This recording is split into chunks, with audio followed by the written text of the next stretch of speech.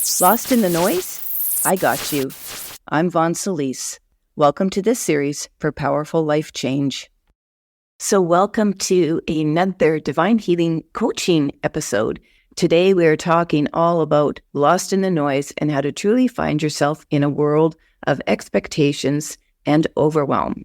So a lot of you may be feeling lost, overwhelmed, and certainly stressed and so on as a result of the high expectations you may have for yourself or for the expectations that others may have for you. That would be someone you are not, someone you don't want to be, or you simply don't know who you are and are questioning deeply, who am I and why am I here? I think you hear that a lot. So these are very common questions that younger generations often ask of themselves, and that while older ones do too, largely by a certain age, we're all expected to have figured our life out. However, we can all still be overwhelmed at any age and stressed by these questions. Who am I and why am I here? Because either we never did figure this out earlier in our life, and we may have settled as a result, or because something really tragic has rocked our world at any age and cause us to question everything again as if we were brand new to life, which is exactly what happened to me when I was 48 years old after the suicide of my daughter when she was 22 in 2005.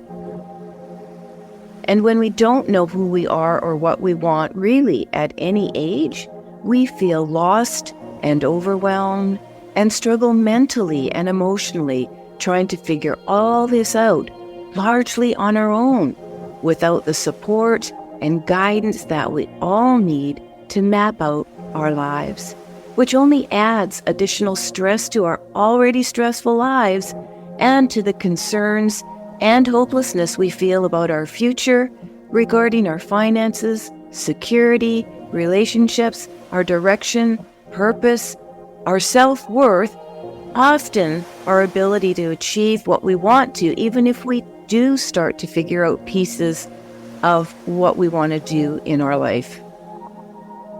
And then we give up or quit pursuing our dreams. As a result, millions of people, young and younger, are struggling with finding their place in the world, both in how they most authentically want to identify themselves and in their search to create a meaningful life to contribute to the world in their own unique way, in a way that brings them contentment, joy, fulfillment, and peace. A major part of this struggle when we are searching for our identity or identities, because as we start to creatively map out our lives, we can relate to more than just one identity.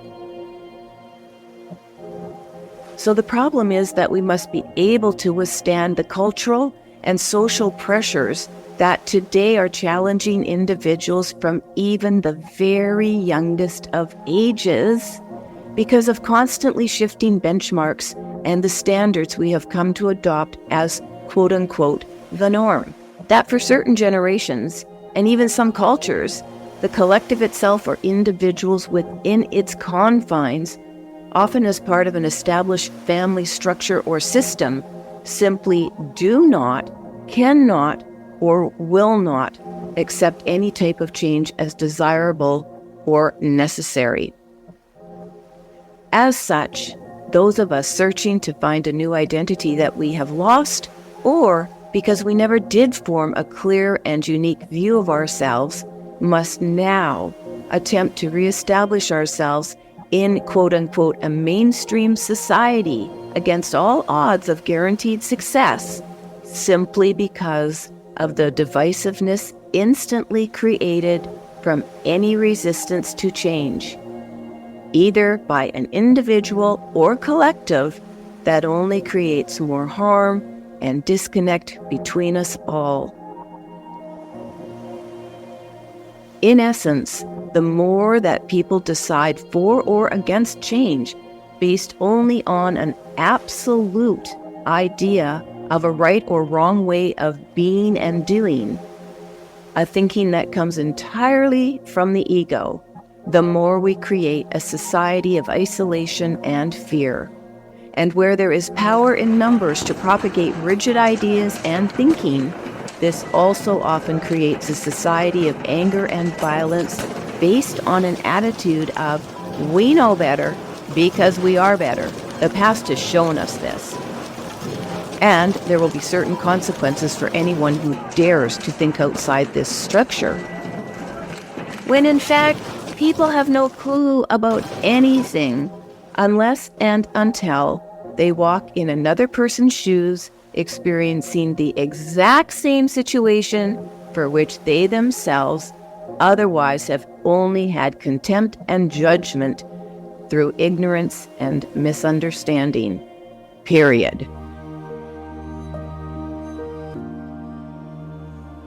So, with all that being said, how do you tune out the loud noise and truly find yourself in a world of expectations and overwhelm? Well, first, you take a deep breath. That's right, one big breath in and out. And you commit to being your own best friend and navigator of the type of life you do want to fully live one day, if not now. And always be mindful in your thoughts, actions, and choices about what it will take to get there, even if you have to alter some of your steps along the way. To reduce anxiety, stress, burnout, and imbalance in all areas of your life, often caused, if not always caused, by who am I? Why am I here? You first must know what is causing you the anxiety, stress, and burnout resulting in this imbalance, and what you are willing and can do to immediately, and then on a continued path, affect change in your life, no matter how small a change this is to begin with.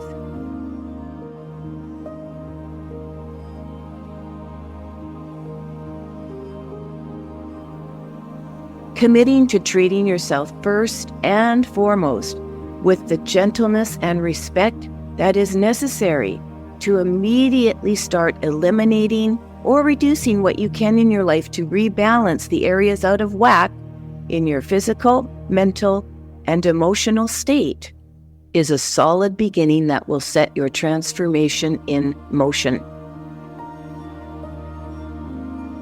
The ease, grace, and gentleness with which you manage even the simplest of changes to your mind, that is your thoughts and beliefs, and your body, which would be any illness, how you react to situations, what you can manage to get under control related to stress, anxiety, and the emotional state that you most desire to be in will be the most likely predictor of the time you will need to gently and then further ignite the power you have within to begin a course of self-mastery over your life as you connect at a deeper level to your inner being. For some people, this may be a rapid connection and they will start to see changes in their life right away. For others, it can take longer to appreciate this osmosis of change. But rest assured, for all of us, no matter how our transformation starts and deepens as we trust ourselves to get where we want to go, it begins the moment we are aware that we want change and are willing to change.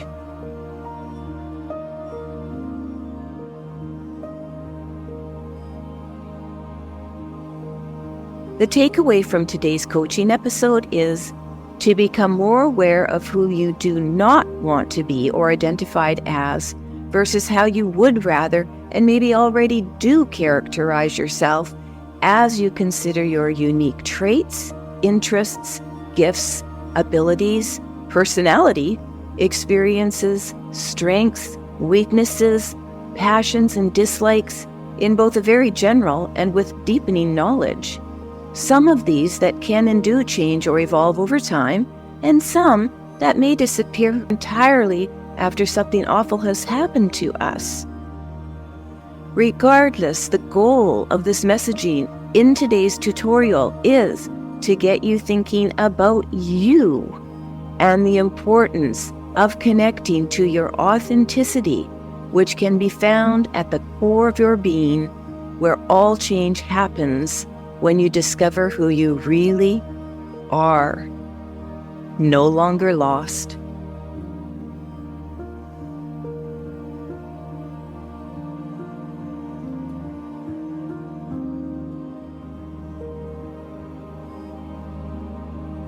I'll be speaking a lot more in my upcoming series on this topic and many, many things related to it as I both speak with younger generations. I'm aware of what's happening. I have a millennial son. I'm, sort of his coach. One of my passions is to help people totally not struggle, find the power they have within themselves to really, really trust in their abilities, trust that they know the truth of who they are, and ultimately why you came to the planet. I just love working with people to help them figure all of this out as I deepen my own journey at this point in my life. Experiences, relationships, who we choose, what we do what we do, who we lose, why we have lost them, where we live, where we're headed, what kind of collective, what kind of community we have lived in, are living in, how, we were born in gender, who we were born to, what culture we come from, what race we belong to. All of these things actually can present us with a number of questions that, as we get curious about our passions and then more serious about our purpose and what we want to contribute to on this planet, either because we have a gnawing to do it, because we have a deep-seated need that we have connected to from a very young age but haven't had all the answers to, or because it is evolving and we're already doing something but it is taking us somewhere else.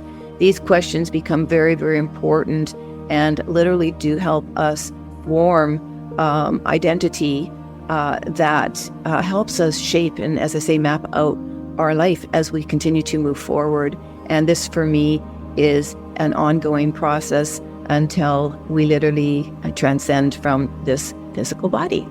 So again, thank you very much for tuning in, whether you're watching this or whether you're listening. I'll be again excited to share with you upcoming episodes related to this content, and really hope you join me. So until next time, bye.